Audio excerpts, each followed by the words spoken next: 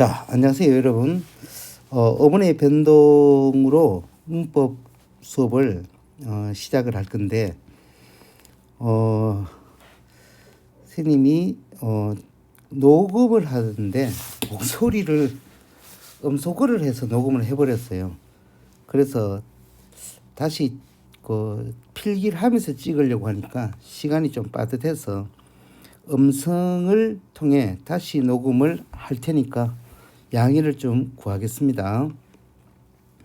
우리가 제일 처음에 배우는 내용이요, 어문의 변동인데, 어문의 변동에서 어문이라는 것은 자음이나 모음을 지칭하거든요. 그리고 그 변동을 배우는데요, 변동이라는 것이 무엇인지를 알기 위해서는 변천이라는 것도 같이 연결해서 배워야 돼요. 변동은 한 시대에서 구성원들의 약속으로 정한 규칙, 즉 발음을 위한 규칙이고요. 변천은요, 시대의 흐름에 따라 언어가 변해가는 모습을 분석한 걸 변천이랍니다. 무슨 말이냐면은 2년 전에 배웠던 문법을 지금에 와서 다 바꾸어서 다시 배우지는 않겠죠. 변동이라는 것은 한 시대를 살아가는 사회 구성원들이 우리는 이 말을 발음할 때 이 규칙에 의해서 발음하자고 약속을 하거든요. 그런 약속에 의해서 이루어지는 문법적인 어떤 현상을 우리는 변동이라는 말로 사용하고요. 변천은요, 자, 이렇게 생각해 봐요.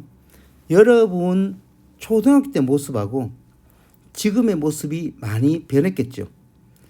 그래서 초등학교 때 모습하고 지금의 모습까지 변해가는 그 과정을 분석해 보고 그것이 지니는 특성이 무언가를 보는 것.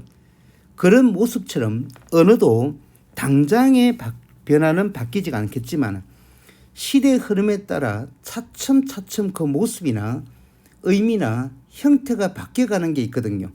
그런 것들을 분석하는 걸 우리는 변천이라 해요. 그래서 변동을 한 시대의 약속에 의한 규칙으로 이루어진다 해서 사회성이라고 하고요. 변천은요, 시대의 흐름에 따라 분석해 가는 어떤 요소이기 때문에 그거를 언어의 역사성으로 접근합니다. 여러분은 변동을 고등학교 1학년 학생들은 1학기 때 시험에서 접할 거고요. 변천은 2학기 시험에서 훈민정음을 통해 15, 16, 17세기 문법을 배우게 돼요. 그때 좀 더 변천의 요소를 쉽게 접할 수가 있다고 보시면 되고요. 변천을 일단 예를 하나를 들겠습니다. 이런 말이 있어요. 가람이라고. 지금은 쓰이지 않죠. 근데 이 가람이 그 시대에 하루아침에 없어지지는 않았겠죠. 오랜 세월을 거쳐서 이 가람이 강이라는 말로 바뀌게 되는 겁니다. 이것이 바로 형태가 변해버린 과정을 보여주는 거죠. 이러한 요소를 분석하는 그런 문법적 현상을 우리는 변천이라 하고 그것을 언어의 역사성이라고도 하는 겁니다. 자, 그러면 어문의 변동의 구체적인 개념을 알기 전에 어문의 변동의 의미부터 개념을 먼저 알아보고 그 예를 알아보도록 해요. 어문의 변동이라는 것은, 자, 묶어봅시다. 한 형태소가 다른 형태소와 결합할 때 슬롯이 쳐야 되겠죠. 자, 우리가 여기서 조심해야 될 거는 우리가 보통 어문의 변동이라고 하면 단어와 단어에서 일어난다고 생각을 할 수 있는데 어문의 변동은 단어에서부터 시작해서 일어나는 것이 아니라 형태소라는 요소에서부터 시작을 합니다. 명심해야 될 것은 어문의 변동은 어떤 단어와 어떤 단어가 결합해서 발생하는 것이 아니라 형태소에서부터 형태소가 결합할 때 영향을 주어서 그 발음의 모습이 바뀌는 거거든요. 그래서 형태소부터 시작한다는 걸 알아두시고요. 이 부분에 대한 이해를 선생님이 예를 들어서 설명을 해드릴게요. 자, 이 예를 봅시다. 우리는 가치라고 이렇게 표기를 합니다. 그렇죠? 근데 이거를 발음을 할 때는요, 가치라고 발음을 합니다. 우리가 발음을 할 때는 이런 기호를 사용하죠. 영어도 그렇고 국어도 그렇고 이런 기호를 사용해요. 이런 기호 안에 들어있는 이 말은 표기를 위해서 쓰는 것이 아니라 발음을 위해서 사용했는 것이요. 실질적으로 표기는 이렇게 하는 겁니다. 그러면 이 표기가 발음을 할 때는 왜 이렇게 바뀌었는가를 봐야 되겠죠. 갓이라는 어간이거든요. 이 말은 같다에서 왔는 갓은 어간입니다.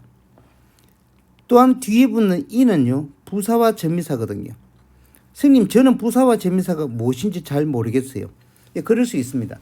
부사와 전미사를 포함한 접사의 개념은 뒤에 가면 형태소에서 여러분 배우게 되니까요. 그거는 그때 가서 확인할 수 있도록 하고, 지금은 이것이 접사구나, 전미사구나라고만 생각하시면 됩니다. 자, 그러면 갓이라는 어간과 이라는 부사와 전미사가 결합할 때 이 갓도 하나의 형태소고요. 즉 어간이 하나의 형태소거든요. 전미사도 하나의 형태소예요. 이 둘이 결합할 때 이 모음 이가 앞에 있는 티귿에 영향을 주는 거예요. 발음의 영향을. 그래서 이 영향을 받아 이 갓치가 갓티가 가치로 발음되는 이러한 변동의 현상을 우리는 국외음화라고 배우게 되거든요. 그래서 이런 예를 바탕으로 볼 때 한 형태소가 다른 형태소와 결합할 때 어떤 어문이 그 앞 뒤에 어떤 소리와, 여기서 어떤 소리는 자음이나 모음이겠죠. 아까 봤던 예시에서 티귿이나 이라는 자음과 모음이 결합해서 만나 그 모양이 달라지는 현상을 어문의 변동이라고 합니다. 그러면 우리는 일상에서 왜 이런 어문의 변동을 일으킬까요?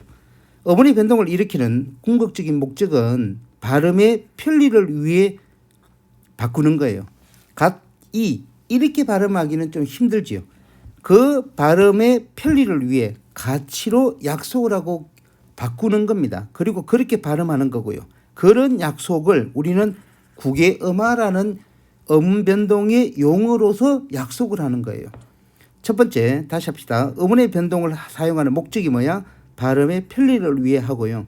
두 번째, 축약이나 탈락 같은 경우는요, 발음을 하는데 자음이나 모음의 숫자를 줄이는 거예요. 그래서 사람들이 발음을 할 때 사용되는 시간과 경제적인 에너지의 소모를 최소화시킬 수 있는 경제성의 이익을 가지기 위해서 일으키는 거라고 보면 됩니다. 그러면 어문의 변동에는 여러분 종류가 어떻게 있는지 확인해 봅시다. 어문의 변동은 크게 네 가지로 볼 수 있어요. 교체, 탈락, 축약, 첨가로 나눌 수 있는데요. 우리가 중학교 때부터 들어봤던 두 글자짜리 문법의 용어가 있어요. 근데 고등학교 와서 보니 그 용어가 시험에 칠 때 나타나지 않거든요.